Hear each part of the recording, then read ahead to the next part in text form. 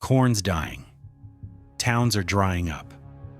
Multi-million-dollar harvests are being rejected like a bad Tinder date. And yet, Nebraska farmers are still backing Trump like he's their last hope. Stick with us, because in the next few minutes, we're diving into the bizarre truth behind why farmers are cheering for the same policies that are crushing their livelihoods. And it gets worse. From collapsing prices to Canada eating our lunch, this story isn't just about corn. It's about loyalty so deep it defies logic. Let's get into it. Welcome to Nebraska, where farmers are going bankrupt, and Trump's still their guy. Here's what's going down. China pulled the plug on U.S. corn and soybean orders before Trump's tariffs even kicked in. That's how shaky they think American trade policy is under this guy. They bailed before the storm hit. And Nebraska? It's caught in the fallout.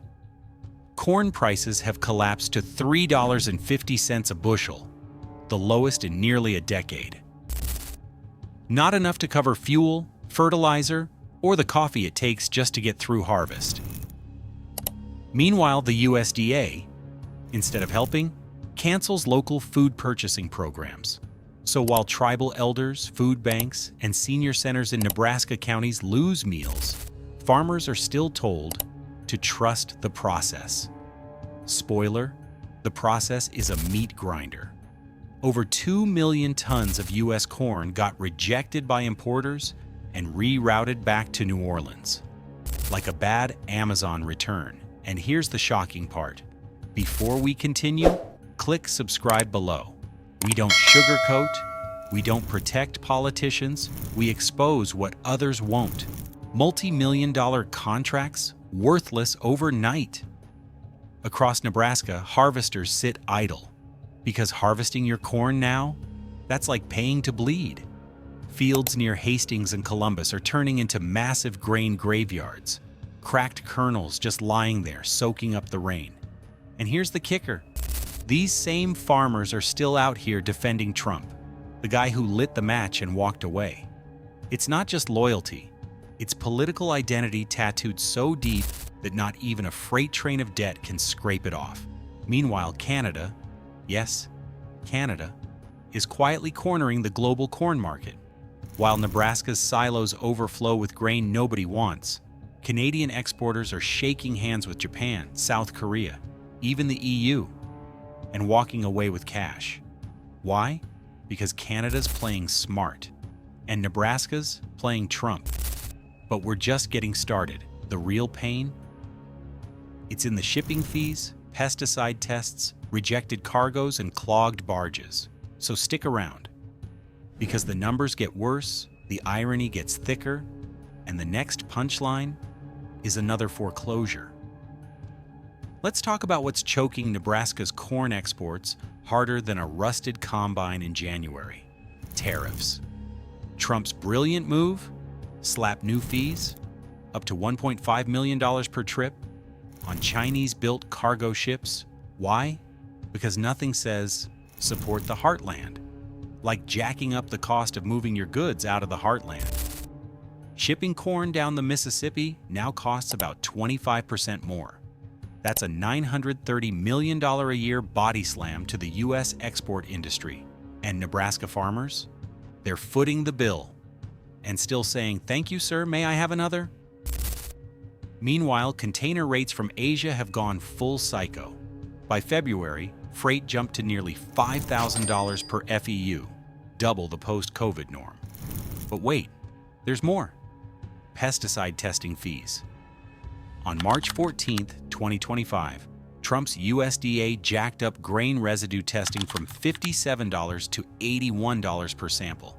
That's a 40% hike in just one crop cycle.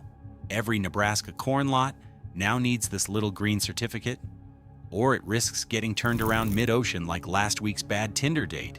So now the corn can't move. The Mississippi River's barge traffic is down 16%, New Orleans is backed up with 180 vessels at anchor, and empty containers are stuck in port because of new security paperwork. While Canadian corn sails out like a Swiss watch, blockchain tagged, non-GMO, low carbon, certified clean, Nebraska's corn is marinating in missed deadlines and rejection notices. And what's the reward for Nebraska farmers holding the line? They lose another 27 cents per bushel just by waiting for a ship. It's like getting fined for sitting on hold.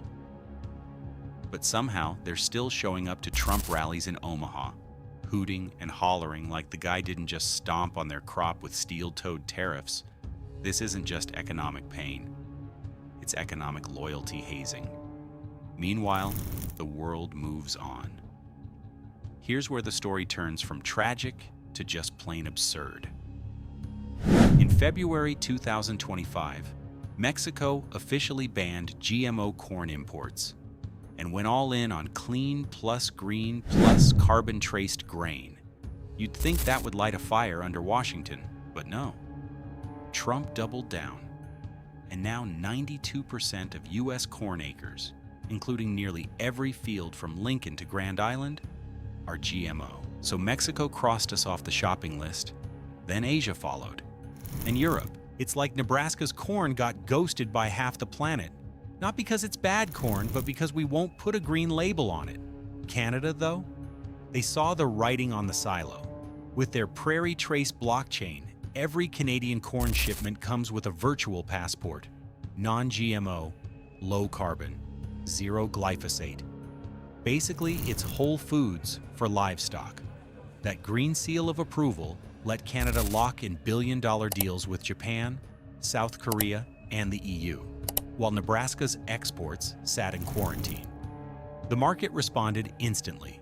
Corn in Manitoba held strong at $4.20 a bushel, while Nebraska's spot prices plunged to $3.45, the lowest since 2016. Importers didn't even flinch. They just said, "Give us the clean stuff from the north."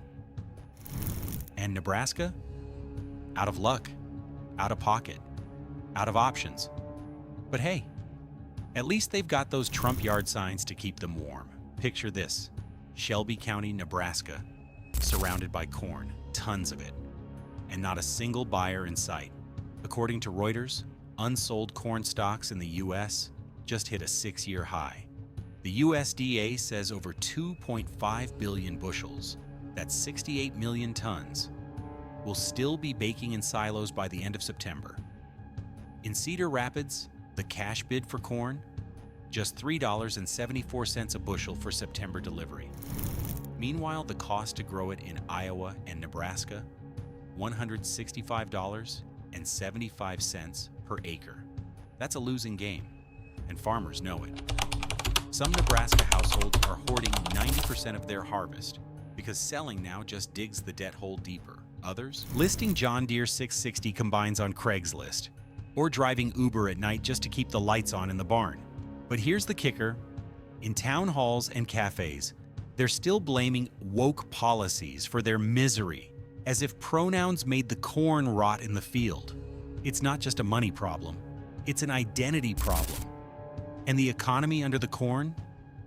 Down 6.1% in Nebraska in Q1 of 2025, the second steepest drop in the entire country. The Food Bank of Nebraska is slammed. Aid requests are up over 50% year on year. And just as people line up for meals, the House floats a proposal to slash 133 million meals from the SNAP budget. Yes, the very party that owns the farm vote is now cutting off the food bank lifeline. And yet, support holds. Because this isn't about policy anymore, it's about political religion. And Nebraska's worshiping the man holding the blowtorch. Drive down Highway 6 in Nebraska and you'll see it. Grain trucks are gone, gas stations shuttered. A diner in Hastings turns off the grill before 6 p.m. because there aren't enough paying customers to keep the stove hot. Locals call it a zombie economy. The buildings are still standing, but the money's dead. And the final nail? Ethanol. The one place corn could still find a purpose. But even that lifeline is snapping. The EIA says ethanol run rates are down to 87.8% across the Midwest. 25 plants shut down. 1.26 billion gallons of capacity just sitting idle. In Columbus, Nebraska, Valero slashed 60% of its night shifts, putting 120 workers on ice. And guess what happens when ethanol tanks? Corn demand tanks with it, which means prices fall harder, which means more farmers sell equipment, which means more land gets scooped up by Wall Street ag funds, which means fewer kids in school. Literally, some rural Nebraska districts are now cutting school to 3 days a week to save on electricity. Because when corn fails, the whole town bleeds. Meanwhile, Canada, they're laughing all the way to the silo. With their no GMO, low carbon, blockchain certified corn, they're sealing deals faster than you can say Maple Miracle. Their shipments clear EU customs 20 days faster than US corn. Their prices up to 30% higher than the Chicago Board of Trade. Even their new crop offers are fetching $149 more per bushel than Nebraska corn. Why? Because buyers want grain with a clean rep, and Canada's selling a brand, not just a crop. They even get reimbursed for 50% of cold chain logistics costs through Export Development Canada. They've got trade insurance, rail access straight into the US Midwest, and organic equivalency deals that open doors in Asia. And Nebraska, stuck. With silos full of grain no one wants, with rules no one's following, with leaders no one's questioning. Because when Trump says the tariffs are working, they believe him, even as their farms crumble. So what now? Two paths. One, the US can reverse course, slash tariffs, go green, open to blockchain traceability, and finally join the global table again. Yes, it'll cost Trump political capital, but it might save America's farm economy. Two, or we keep doubling down. More tariffs, more isolation, more subsidies. The same strategy that bulldozed the Rust Belt, now aimed straight at Nebraska. If that's the road we choose, then let's stop pretending. Because Canada isn't just eating our lunch. They're feeding the world while Nebraska starves in silence. So what do you think? Will Washington wake up before the last combine gets sold? Or will more towns in Nebraska go ghost? Flags flying, corn rotting, and Trump signs still nailed to the barn? Drop a comment and let us know. And if you want more stories where economic loyalty meets political heartbreak, hit subscribe and ring the bell. Because this isn't just about corn, it's about the cost of cheering for your own collapse.